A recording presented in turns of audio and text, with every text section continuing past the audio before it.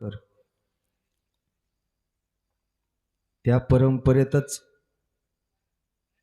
आपण सगळे घडलेली माणसं आहेत. कारण की मी एक गोष्ट आपल्या परिसरात बोलून जात असतो. आपल्या ह्या पिढीच्या लोकांना जे भजन कळतंय ना, ती अशा पिढीच्या पोरांना सुद्धा भजन कळायलाच पाहिजे. एक मोठी शोकांतिका आहे. बऱ्याच वेळेस असा अनुभव येतो जावाई.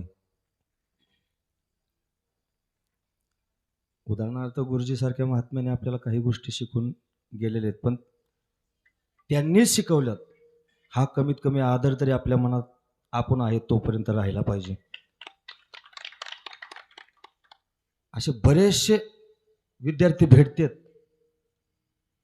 पण काही कालांतराने असा दुष्परिणाम होतो त्याचा.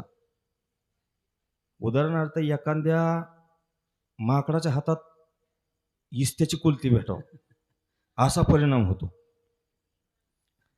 तसा त्या मानाने आपला परिसर म्हणजे बैठक परंपरेत तर चांगलाच परिसर आहे. आपल्या